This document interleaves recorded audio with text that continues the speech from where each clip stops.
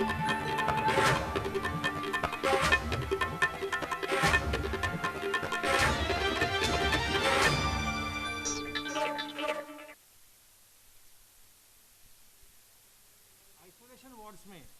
16,454 लोगों को रखा गया है और उनका इलाज विभिन्न स्तर के चिकित्सालयों में कोविड हॉस्पिटल्स में किया जा रहा है।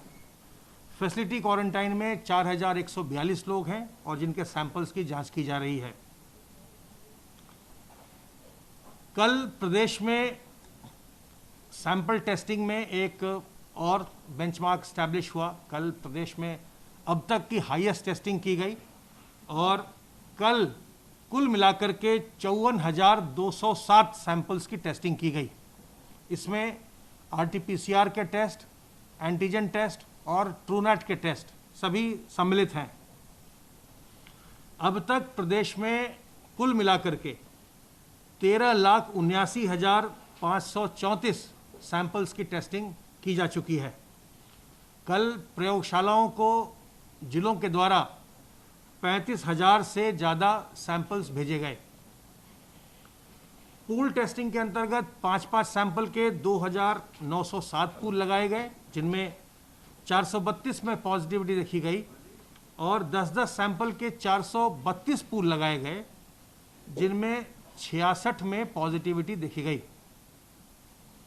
आरोग्य सेतु ऐप से जो अलर्ट जनरेट होते हैं, उनका सभी जो इसके यूज़र हैं उनको उसका उपयोग करना चाहिए। अगर आपने अभी तक आरोग्य सेतु ऐप डाउनलोड नहीं किया है, आपके पास स्मार्टफोन है तो ज़रूर डाउनलोड कर लीजिए और अगर आपको ऐप कोई अलर्ट जनरेट करता है तो उसके अनुसार सावधानी बरतिए, सतर्कता बरतिए।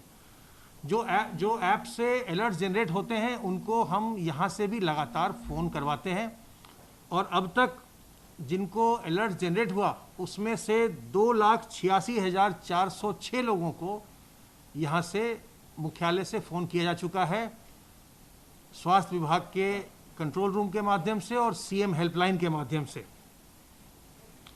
सर्वेलेंस की गतिविधि के अंतर्गत 29,873 कंटेनमेंट एरिया वर्क हुआ, जिसमें 1,71,471 टीम दिवस के माध्यम से 1,24,35,528 हाउस होल्ड का सर्वेलेंस किया गया, जिसमें 6,34,41,383 लोग रहते हैं।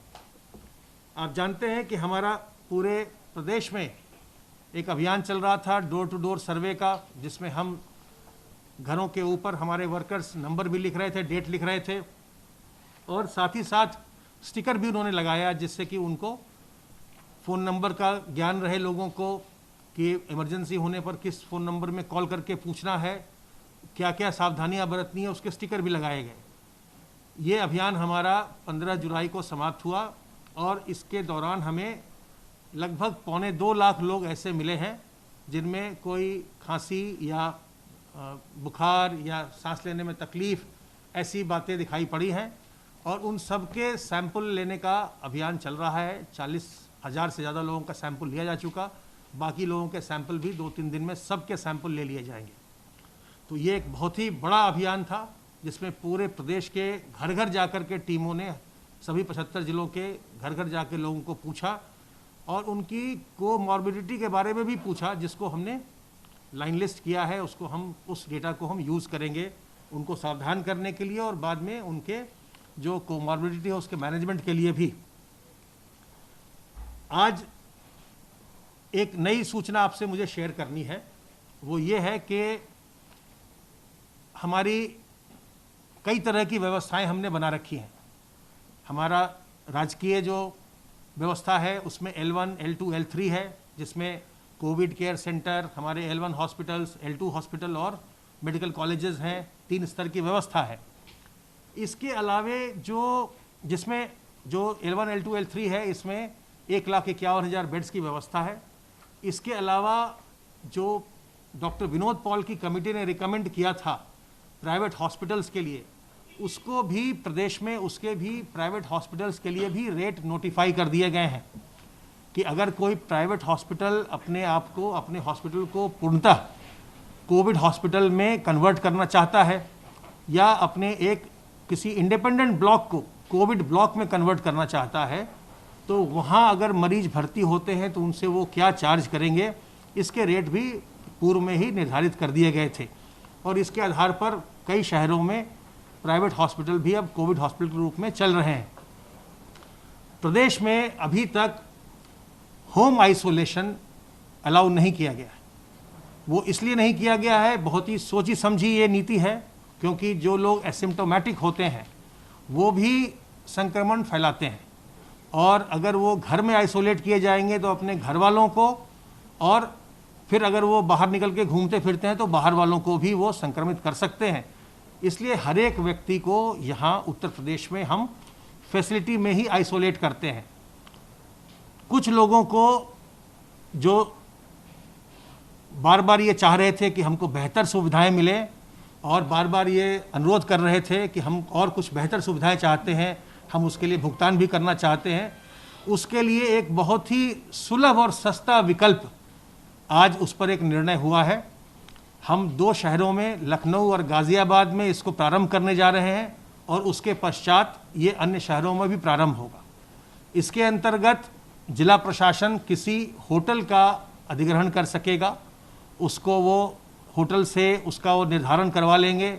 गाज़ियाबाद और लखनऊ के लिए जो प्रस्ताव आया हमारे पास, उसमें डबल ऑक्यूपेंसी पर 2,000 रुपये प्रतिदिन का है, अर्थात 1,000 रुपया प्रतिदिन वो व्यक्ति रहने खाने का भुगतान करेगा, और चिकित्सकीय व्यवस्था उसमें राज्य सरकार की ओर से डॉक्टर्स, नर्सेज, पैरामेडिकल की टीम लगाई जाएगी, जिसके लिए जो उनकी चिकित्सा व्यवस्था वहाँ होगी उसके लिए प्रतीकात्मक उनसे एक मुश्त केवल 2,000 रुपया लिया जाएगा। इस तरह से जो लोग बहुत सुविधाएं चाह रहे हैं, और जो हम चाहते हैं कि हमको अपना अलग से अटैच टॉयलेट मिले, हम टीवी देखें और हम ज़्यादा सुविधाओं के साथ रहें, अगर वो एसिम्प्टोमेटिक हैं, जिसमें ज़्यादा जटिलता नहीं आती है, उसमें वो बुजुर्ग नहीं हैं, कोमॉर्बिड नहीं हैं, तो वो ऐसी सुविधा का उपभोग कर सकेंगे, उपयोग कर सकेंगे।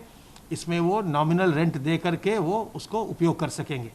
लेकिन अगर जो व्यक्ति कोमॉर्बिड है, कोई गर्भवती महिला है, बुजुर्ग है, उनको, या छोटे बच्चे हैं, उनको इस सुविधा का उपयोग करने का अवसर नहीं होगा। उन्हें अस्पताल में ही रहना होगा, कोविड हॉस्पिटल में रहना होगा, जहां उनके लिए विशेष ध्यान देने की आवश्यकता होती है, ताकि तत्काल अगर कोई भी बात होती है तो तत्काल उन्हें विशेषज्ञ चिकित्सा व्यवस्था उनके लिए सुलभ हो सके।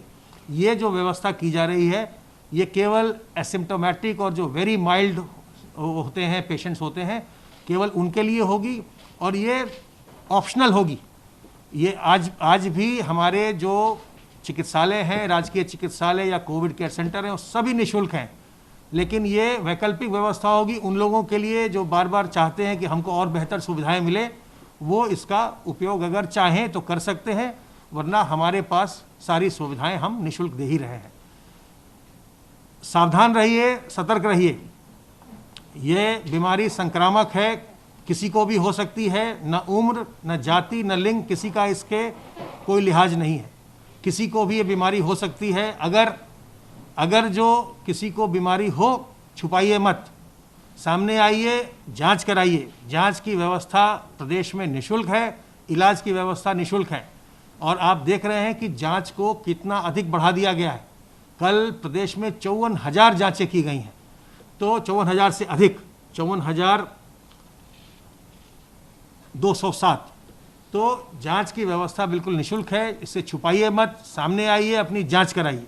और जहां भी कहीं कंटेनमेंट एक्सरसाइज के लिए जांच करनी होती है, वो तो हमारी टीमें खुद ही करती हैं। अगर आपको ऐसा लगता है आप में कोई लक्षण है, बिल्कुल हीन भावना मत लाइए और बिल्कुल मत घबराइए। जब आप घबराते हैं इस बीमारी से, तभी आपको जटिलताएं होती हैं।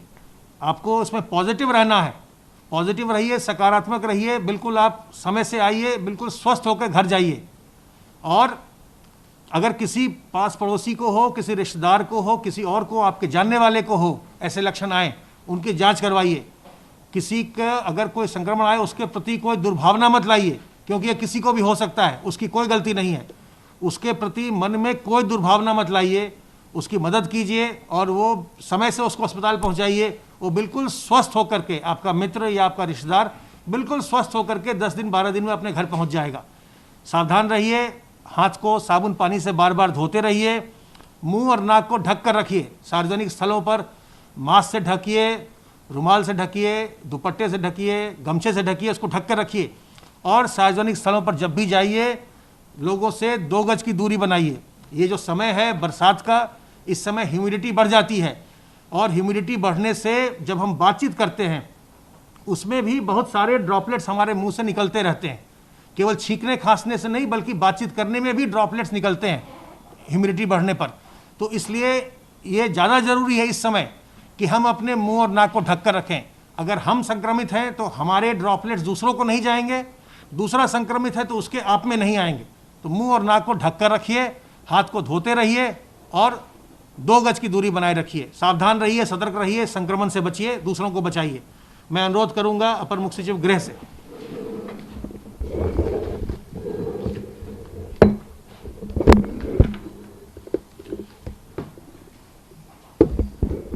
माननीय मुख्यमंत्री जी ने आज जो कोविड-19 की समीक्षा बैठक है, टीम 11 की बैठक है, आज सुबह 10:30 बजे ली। उन्होंने आज इस बात पर बल दिया कि हर जनपद में एक कोविड कमांड सेंटर बनाया जाए।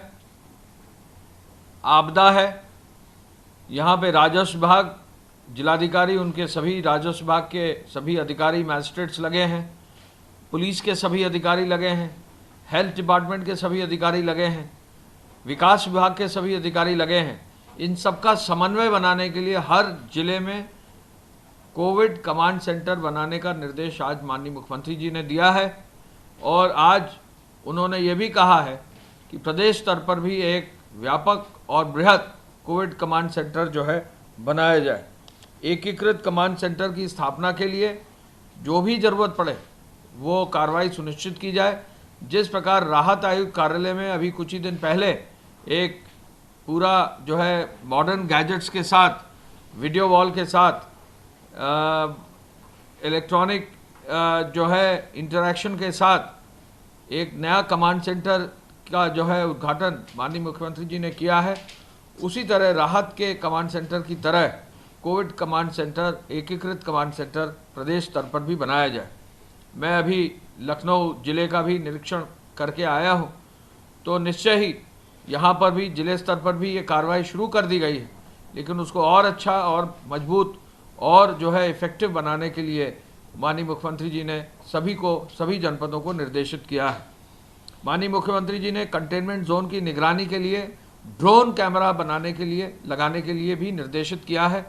ड्रोन्स एक सीधा और बड़ा फास्ट मैकेनिज्म है जहां सर्वेलेंस जो है बाय एयर कर सकते हैं, क्या सफाई हो रही कि नहीं, क्या जो है मूवमेंट लोगों का है कि नहीं, लोग जो है लोगों का मूवमेंट किस ओर है, बाज़ारों में कोई ज़्यादा भीड़ तो नहीं हो रही है। तो इन सब चीज़ों को जो है देखने के लिए ड्रोन्स की व्यवस्था जो है प्रत्येक जनपद में करने का निर्देश गृह विभाग से चला जा रहा है। हर जिलाधिकारी और हर वरिष्ठ पुलिस अधीक्षक और दोनों जो हमारे पुलिस कमिश्नरीज हैं वहाँ के CPs को निर्देशित किया जा रहा है कि अगले 2 दिन ड्रोन्स का इस्तेमाल व्यापक रूप से करें, जिससे कि ड्रोन्स के मैनेजमेंट से सफाई की व्यवस्था, सुरक्षा की व्यवस्था, मूवमेंट की व्यवस्था का भी निगरानी किया जा सके। सैनिटाइजेशन और अभियान को, स्वच्छता अभियान को और मजबूती देने के लिए उन्होंने ये निर्देश दिया है कि नगर निगमों में जो भी धनराशि की आवश्यकता है वो नगर विकास विभाग द्वारा तत्काल दी जाए। जो धनराशि अवेलेबल है नगर निगम में उसका उपयोग भी समय से कर लिया जाए, और जो जगह जगह स्प्रे की व्यवस्था करनी है, वह स्प्रे के लिए मशीनें लगानी है, ट्रैक्टर माउंटेड स्प्रे की मशीनें लगानी है, इनकी भी व्यवस्था सुनिश्चित की जाए। इस अभियान में औद्योगिक इकाइयों को भी पूर्व की भांति चलने की अनुमति रहेगी, लेकिन हर औद्योगिक इकाई में जहाँ पर भी जो है इंडस्ट्रियल वर्कर्स की संख्या है वहाँ पर कोविड केयर सेंटर जरूर बनाया जाएगा। कोई भी उद्योग कोविड केयर सेंटर के बिना जो है न चले, ये इंश्योर कर लिया जाए, जिससे कि इंडस्ट्री के लोगों को ही इसका लाभ मिले और निगरानी के माध्यम से कहीं भी इंडस्ट्री में भी कोई कठिनाई नहीं आए। शहरी क्षेत्रों में सर्वेलेंस को घर घर बढ़ाने के लिए मेडिकल स्क्रीनिंग को और मजबूत करने का भी निर्देश दिया गया है। ग्रामीण क्षेत्र में कार्य काफ़ी हो चुका है, बृहद रूप से जो है सर्वे ग्रामीण क्षेत्र में कर भी लिया गया है, लेकिन शहरी क्षेत्र में इसको और अच्छे से और मजबूती से करने के लिए आज मिशन मोड में कराने के लिए माननीय मुख्यमंत्री जी ने निर्देशित किया है। माननीय मुख्यमंत्री जी ने यह भी कहा है कि शहरी क्षेत्र में कोई शिथिलता ना हो, ये देख लिया जाए, और यदि किसी शहरी क्षेत्र के किसी वार्ड में सर्वेलेंस में डोर टू डोर सर्वे में कोई शिथिलता होती है तो जिम्मेदारी भी फिक्स कर दी जाए। एंटीजन टेस्ट के, रैपिड एंटीजन टेस्ट के अच्छे रिजल्ट आए हैं। वेस्टर्न यूपी में जब पिछले लगभग 1 जुलाई से रैपिड एंटीजन टेस्ट के व्यापक जहां से चेकिंग हुई है, तो उससे तुरंत जो है जल्दी केस को आइडेंटिफाई करने में जो है जानकारी मिल पाती है। इसी प्रकार पूरे प्रदेश में रैपिड एंटीजन टेस्ट को आगे बढ़ाने के लिए ये निर्देशित किया गया है कि 25 लाख से नीचे के जो जनपद हैं उनमें कम से कम 500 रैपिड एंटीजन टेस्ट प्रतिदिन कराया जाए। 500 रैपिड एंटीजन टेस्ट प्रतिदिन कराया जाए, और जो शहर 25 लाख से बड़े हैं उन शहरों में 1000 रैपिड एंटीजन टेस्ट कराया जाए। लखनऊ के लिए 1500 रैपिड एंटीजन टेस्ट प्रतिदिन कराने का निर्देश माननीय मुख्यमंत्री जी ने दिया है। बड़े जनपदों में कम से कम 5000 किट्स दे दिए जाए, और जो इससे जो 25 लाख से ऊपर वाले जो जनपद हैं उनमें 10,000 किट्स जो है उपलब्ध करा दिया जाए।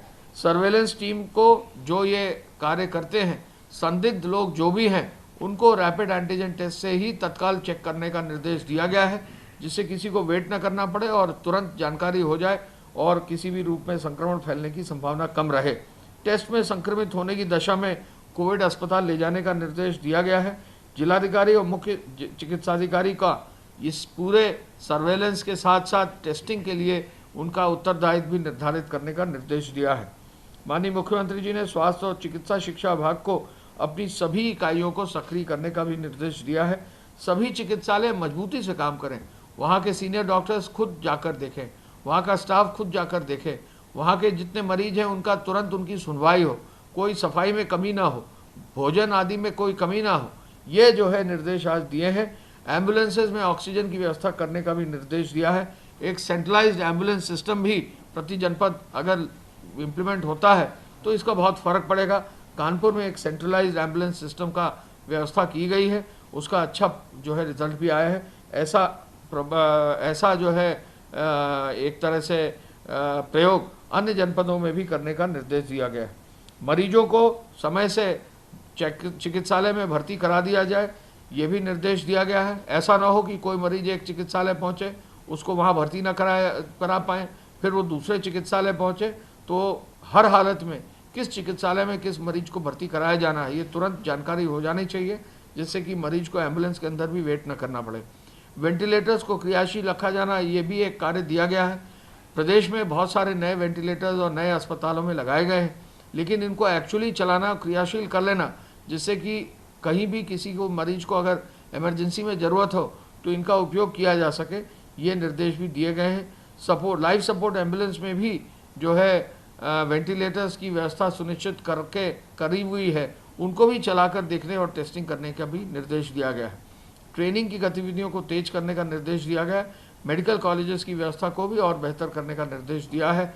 माननीय मुख्यमंत्री जी ने अपर मुख्य सचिव, प्रमुख सचिव, सचिव स्तर के जो अधिकारी प्रभार के जनपदों में जा रहे हैं उनसे कहा है कि स्वच्छता का विशेष ध्यान दें। खाद्यान्न वितरण जो है पारदर्शी हो, उस पर विशेष रूप से देख लें। ज़रूरतमंदों को खाद्यान्न मिल जाए, ये देख लें। टिड्डी दल का कहीं मूवमेंट हो, वो जरूर कदम उठा लिए जाए, और निवेश के इच्छुक लोगों से संवाद बनाकर निवेश के बारे में भी प्रभावी कार्रवाई की जाए, ऐसा निर्देश माननीय मुख्यमंत्री जी ने सभी नोडल अफसरों को दिया हुआ है। आज जो है, जैसा अभी ACS हेल्थ साहब ने बताया, 54,207 टेस्टिंग की गई हैं एक दिन में, यानी 50,000 से अधिक जो लक्ष्य रखा गया था, वो इस माह के अंत तक का लक्ष्य रखा गया था, वो आज ही जो है उसको पूरा कर लिया गया है। और आज 17 तारीख को 50,000 से ज़्यादा पिछले 24 घंटे में टेस्टिंग की गई है। इसको और अधिक अभी बढ़ाने का निर्देश एंटीजन टेस्ट के माध्यम से माननीय मुख्यमंत्री जी ने कहा है, और इस कार्य को स्वास्थ्य विभाग और जिला में जो भी अधिकारी हैं, जिलाधिकारी व उनकी टीम जरूर इसको इंश्योर करें, ये निर्देश दिया गया है। कल जो है रोडवेज़ की बसेस जो चली हैं उनके माध्यम से कुल मिलाकर लगभग 7,52,891 लोग चले हैं। कुल मिलाकर 6,567 बसें कल जो है चली हैं। इस आधार पर रोडवेज़ का कार्य जो है सुचारू रूप से चल रहा है। कल तक 1,14,000 FIR दर्ज कर दी गई थी। इसके अलावा 2,66,000 लोगों के खिलाफ कार्रवाई की गई थी। मास्क पर चालान करने की कार्रवाई बहुत तेज़ी से की जा रही है। प्रदेश में आह्वान यह है कि सभी लोग मास्क पहने।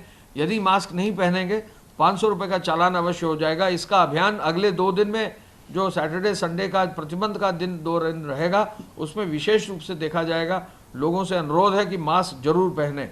वाहनों में जो है 63,000 वाहन जो है सीज करके लगभग 47 करोड़ रुपए आप जो है जुर्माना वसूल कर लिया गया है। इसके साथ साथ 752 अब FIR जो है EC एक्ट की दर्ज कर दी गई हैं। 1,856 मामले फेक न्यूज़ के अब जो है पाए गए हैं। 4,679 हॉटस्पॉट्स में 892 थाना क्षेत्रों में 10,46,000 मकानों में 61.76 लाख लोग चिन्हित हैं। इन पर विशेष ध्यान दिया जा रहा है। लखनऊ में भी कुछ कंटेनमेंट जोन्स का रीऑर्गेनाइजेशन किया गया है। कुछ मेगा कंटेनमेंट जोन भी बनाए गए हैं। जिन थाना क्षेत्रों में ज़्यादा संख्या में लोग एक ही जगह पर हैं, वहाँ पर जो है कंटेनमेंट जोन को उसका साइज़ बढ़ा करके उसको जो है वहाँ के लोगों के लिए, उनकी सुरक्षा के लिए निर्देशित किया गया है। जो कंटेनमेंट जोन अलग अलग थे उनको रैशनलाइज भी किया गया है, जिससे कंटेनमेंट जोन्स की संख्या तो कम हुई है, लेकिन लखनऊ में उसको और इफेक्टिव करा गया है और पुलिस के अधिकारी और प्रशासनिक अधिकारियों ने इस कार्य को सुनिश्चित किया है। इसके साथ साथ जो है अब तक जो उद्योग विभाग ने 1,000 रुपये की धनराशि है वो 33.83 लाख लोगों को लगभग 338 लाख रुपए की धनराशि बांट दी गई है। अब 97 इकाइयाँ ऐसी हैं प्रदेश में जो PPE किट या मास्क या इस तरह का जो है इक्विपमेंट, पर्सनल प्रोटेक्शन इक्विपमेंट बनाती हैं। कुल मिलाकर अब 1,127 फ्लोर मिल, 503 तेल मिल और 350 दाल मिल जो है सक्रिय हैं। राजस्व विभाग अपना कार्य कर रहा है। बाढ़ की तैयारी और बाढ़ की व्यवस्था को पूरा देखने के लिए पूरे अधिकारी फील्ड में चले गए हैं। राजस्व विभाग, सिंचाई विभाग, पुलिस विभाग, विकास के संबंधित विभाग, बाढ़ राहत में भी बाढ़ के संदर्भ में जहां कहीं पानी भर गया है तो वो भी अपनी कार्रवाई सुनिश्चित कर रहे हैं, जिससे कहीं भी किसी भी तरह से कहीं भी गाँव में या शहरी क्षेत्रों में कहीं दिक्कत न हो। धन्यवाद। जय हिंद।